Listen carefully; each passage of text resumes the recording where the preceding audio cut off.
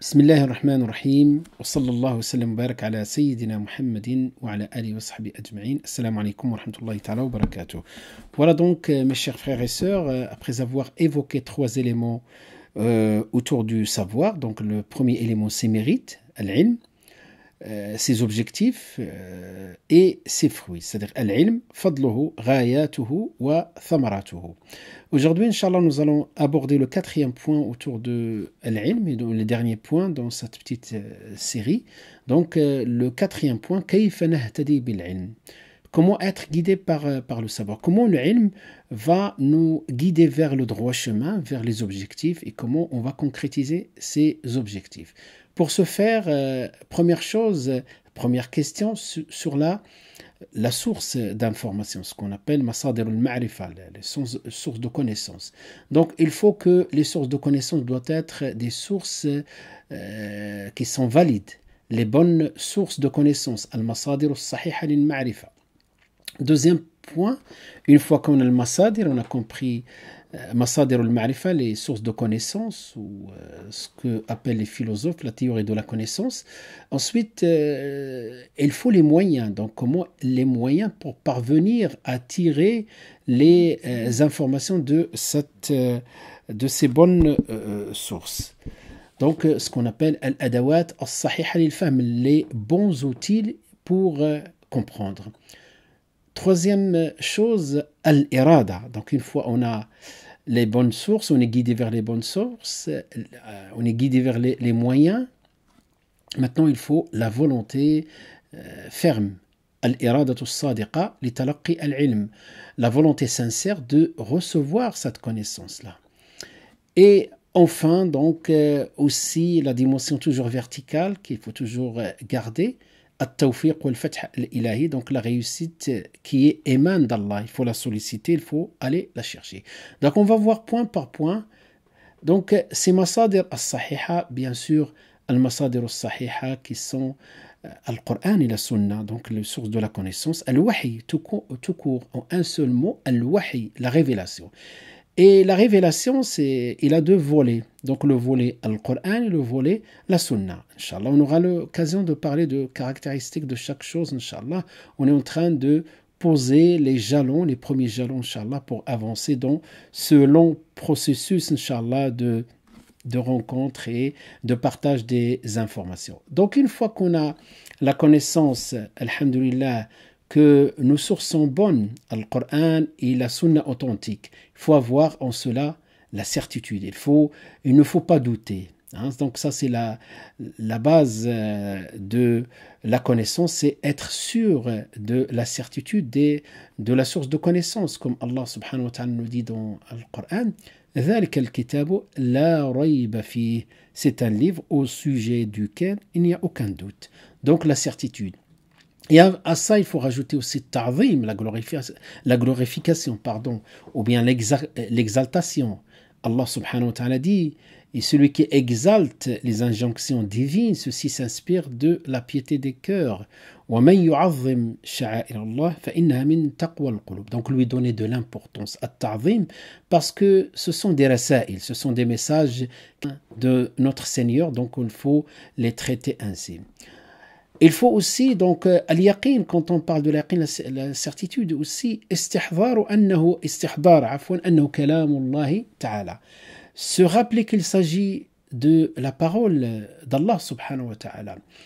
Et pour la guidance aussi, al-istighna wa i'tiqad anna ma fihi al-kifaya lid-dalala wal-irshad wal-hidayah. C'est suffisant pour être guidé dans le droit chemin. Donc, bien sûr, par rapport aux sources, mais bien sûr on peut utiliser des moyens comme les sciences humaines, cela n'empêche pas qu'on va utiliser les sciences humaines comme des moyens, mais la source de guidance c'est Al-Qur'an et la Sunna et tout ce qui va dériver comme source de connaissances à partir de ces deux sources-là qu'on aura Inch'Allah plus tard lorsqu'on parlera de Usul al-Fiqh. Et troisième point qui dérive de al-masadir as-sahiha, les bonnes sources de connaissances, al-imthithal al-istijaba lima fihi, donc se conformer à son contenu. Parce que apprendre et ne pas mettre en application les connaissances qu'on a, ça peut être aussi quelque chose qui nous bloque vers le cheminement vers Allah subhanahu wa ta'ala. Donc, une fois qu'on a les sources, bien sûr, les sources, personne ne peut accéder seul aux sources et tirer directement les leçons et tirer les prescriptions, que ce soit dogmatique, juridique, éthique. Donc, il va falloir les adawat as-sahiha, les bons outils pour comprendre. Adawat, donc, c'est à travers la sunna du prophète sallallahu alayhi wa sallam, à travers même les sciences du Coran, les sciences liées à la sunna du prophète sallallahu alayhi wa sallam, on a tiré et les ulama ont mis en évidence ces outils pour la compréhension. Ces outils, premier outil, qui est un outil que tous les savants utilisent, quelle que soit l'école, ce qu'on appelle les fondements du droit musulman.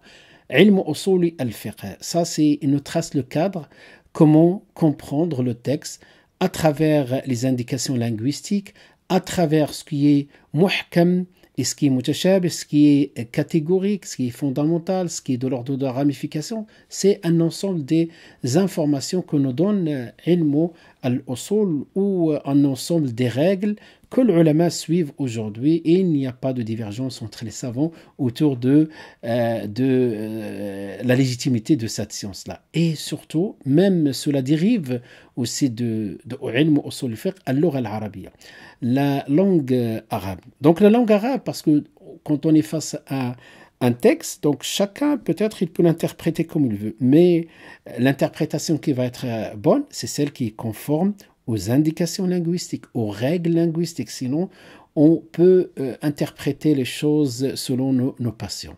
Et donc, al-hakamu baynana, donc on va dire l'arbitre entre nous dans les interprétations et l'explication des termes coraniques ou de la sunna, c'est la langue arabe et ilmu usuli al-fiqh. Al-irada, troisième, donc une fois qu'on a, alhamdoulilah, les jalons de ce cheminement-là, on a compris, il faut maintenant quelque chose qui tient à nous, une volonté sincère. Et bien cette volonté-là, il faut ôter les obstacles. Il faut avoir une volonté sincère et ferme et qui s'inscrit dans la durée. Donc ce qu'on appelle al-irada as-sadiqa, allati tatlubu al-haqq, dans la recherche de la vérité. Et pour ce faire, donc, il faut ôter les obstacles qui se dressent entre moi et la voie de la vérité. Donc ça veut dire, ce cheminement-là, il faut que ça soit équilibré et qu'on lui donne la priorité correspondante. Donc il ne faut pas qu'il soit dans la liste, dans le dernier élément de notre liste de priorités. Donc le cheminement, l'ihtida bil ilm, la budda an yakuna fihi irada sadiqa, il faut qu'il y ait une volonté sincère. Et enfin, donc quatrième point, la réussite qui émane d'Allah subhanahu wa ta'ala.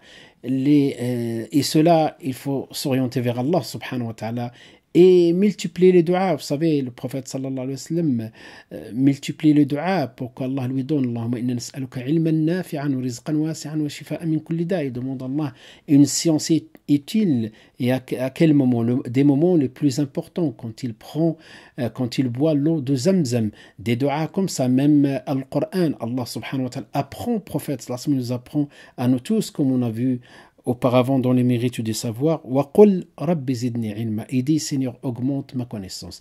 Donc ce tawfiq, c'est lorsque Allah t'ouvre cette voie, les indications, c'est que tu verras que tu as été orienté et tu as réussi à connaître les choses les plus importantes, en commençant par les questions fondamentales, dogmatiques, des questions existentielles.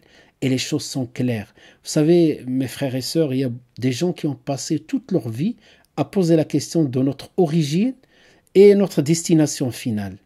Et peut-être ils n'ont pas trouvé la bonne réponse. Mais Allah subhanahu wa ta'ala, quand tu as la certitude en Allah, al-yaqin, Allah il te donne ça en une seule phrase. Inna lillah wa inna ilayhi raji'un. D'ailleurs, c'est ce qu'on dit lorsqu'on apprend un décès ou lorsqu'on est face à des épreuves. Inna lillahi, nous sommes de Dieu et vers lui. Donc notre retour, donc c'est très clair. Donc ce sont des questions existentielles. Des fois on les répète en quelques mots, mais en réalité ce sont des choses fondamentales qu'Allah subhanahu wa ta'ala nous a accordées. Et que sachez qu'il y a des gens, ils ont passé toute leur vie pour comprendre et avoir des réponses à ces questions-là. Et peut-être ils vont mourir sans connaître les réponses. De même, donc ces indicateurs, parmi les indicateurs, ne pas être parmi ceux qui négligent les fondamentaux en faveur des détails. Vous savez, notre religion est structurée. Il y a des usul, il y a des furu'. Comme Allah dit dans le Coran, ayatul muhkamat, hunna ummul kitab, des versets catégoriques qui sont la base du livre, c'est-à-dire les fondements, et d'autres qui sont susceptibles d'avoir plusieurs interprétations. Et l'ulama, la règle qu'on suit par rapport au usul al-fiqh, al-mutashabihat, on va les expliquer à travers al-muhkamat, c'est-à-dire ce qui est susceptible d'avoir plusieurs interprétations. La bonne interprétation, c'est celle qui est conforme à un fondement. Donc, et celui qui comprend ça, il commence par les fondements, il commence par l'essentiel. Il ne va pas se noyer dans les détails. Quand on a cette bonne compréhension, et donc petit à petit, donc on construit la plateforme ou la fondation, ensuite les piliers, ensuite les toits, et petit à petit, étage par étage, et on rentre dans les détails petit à petit. C'est comme ça qu'il se construit la religion. Le prophète sallallahu alayhi wa sallam a passé plus de la moitié de sa mission, de sa risala, de son message, à enseigner à la Mecque pendant 13 ans sur 23 ans, à enseigner les fondements, le tawhid, la connaissance d'Allah, les questions existentielles avec des réponses catégoriques, etc. Et enfin, donc, parmi les indicateurs, mes frères et sœurs, التوفيق للعمل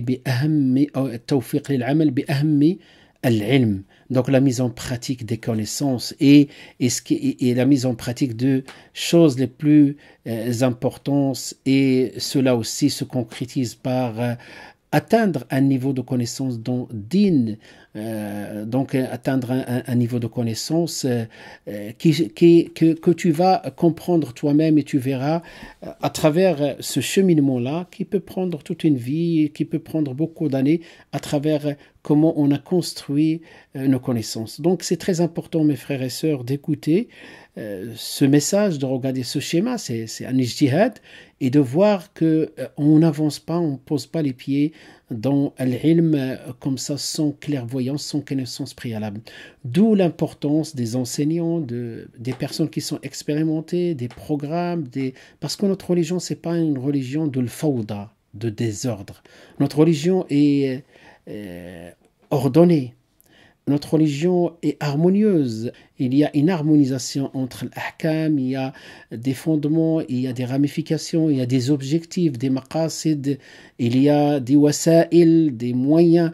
Toutes ces informations, on doit les connaître et doit les suivre et les respecter. Sinon, il y a des gens qui vont passer toute leur vie, et à la fin de leur vie, ils vont se rendre compte que ils ont passé beaucoup de temps à apprendre, mais ils ont en même temps, ils n'ont pas tenu compte de l'essentiel, ils n'ont pas tenu compte des jalons tels qu'ils étaient posés par le prophète sallallahu alayhi wa sallam, compris par les sahaba, les compagnons, et appliqués jusqu'à nos jours par les ulama, et transmis d'une manière notoire, d'une génération à l'autre, à travers les universités, à travers les instituts, à travers les livres des ulama.